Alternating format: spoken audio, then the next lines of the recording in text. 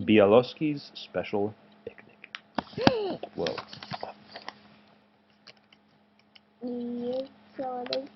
There's a basket on his head. Bialosky woke up early. He stretched and got out of bed. He brushed his teeth, fluffed his fur, and went into his kitchen to get breakfast.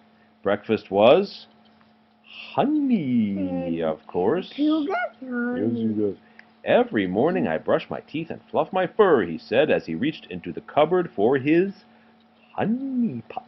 Then I reached into the cupboard to get some honey for breakfast. He took the top off his honey pot and sat down. I wish today could be different, he said. He stuck his spoon into the honey pot. He took the spoon out of the honey pot. It came out empty. Oh, bumblebees, cried Bialosky. Today is already different, and I don't like it. Bialosky sat and thought. He thought about his empty tummy, and he thought about his empty honey pot. Then Bialosky had an idea. I'll go to the woods and find some wild clover honey, he said, and I'll make a lovely picnic lunch to take with me. He thought some more, and then he said, and I'll ask Susie to come, too. Bialosky put on his overalls and tied a bandana around his neck. Then he went back to the kitchen. Bialosky opened his cupboard and looked at the things inside. There wasn't much. There was a pile of nuts. There was a lemon. There were some crackers. And there was a picnic tablecloth. Bialosky put all those things into his picnic basket. Boy, I think he's supposed to be the boy. He still needed something. Right, he still needed something to hold the honey he would find. So he took his empty honey pot too. I'm gonna eat some crackers. You're gonna eat the crackers? Why would you do that? Baby, eat the crackers. Ah, baby. Then he set off for Susie's house. Mommy, baby. Maybe he's something like crackers. Yeah. I'd love to go on a picnic, said Susie, looking at Bialosky's basket. Are you sure we'll find some honey, though? A picnic isn't much of a picnic without honey, you know. Don't worry, said Bialosky.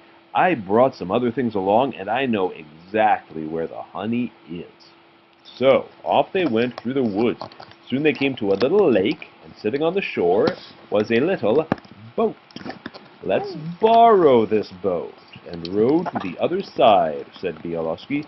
They got in, and Bialosky started to row. When they reached the middle of the lake, Susie shouted and picked up her feet. This boat is leaking, she said. Bialosky looked down. Indeed, the boat was leaking. It was leaking a lot. Bialosky had just enough time to put the picnic basket on his head. Then the boat sank. Well, at least our picnic didn't get wet, he said, as they sat drying themselves on the shore. Our food is safe. At that very moment, a long line of ants was marching out of the grass. The ants walked right into the picnic basket. Then they walked right out the other side with all the crackers. Bialosky didn't notice. Let's start looking for the honey so we can have our picnic, he said. They looked in the big trees. They looked in the small trees. They walked farther and looked longer, but they found no honey at all. Are you sure we're in the right woods? Asked Susie. As they walked and looked, the sky was growing darker and darker. They walked a little faster. Is it raining? Yes, but walking faster doesn't keep it from raining, and soon the rain came pouring down. Bialosky pulled the tablecloth out of the picnic basket and put it over their heads. They sat under a tree and waited for the rain to stop. A little squirrel came down the tree. She quickly popped into the picnic basket and quickly popped all the nuts into her cheeks. Then she popped back out and up the tree.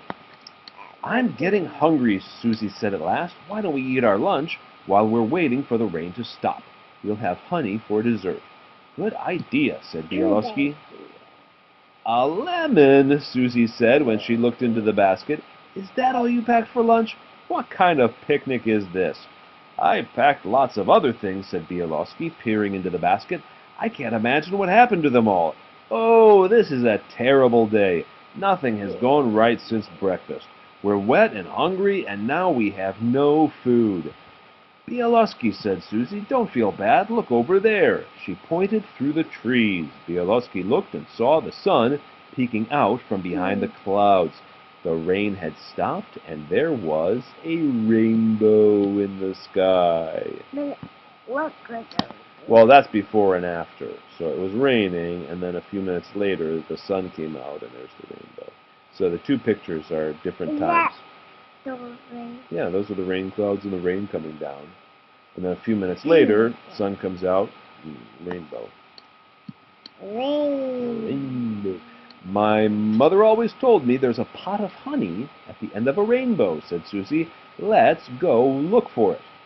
They followed the rainbow out of the woods, down a road, and right up to a general store with a special sign out front.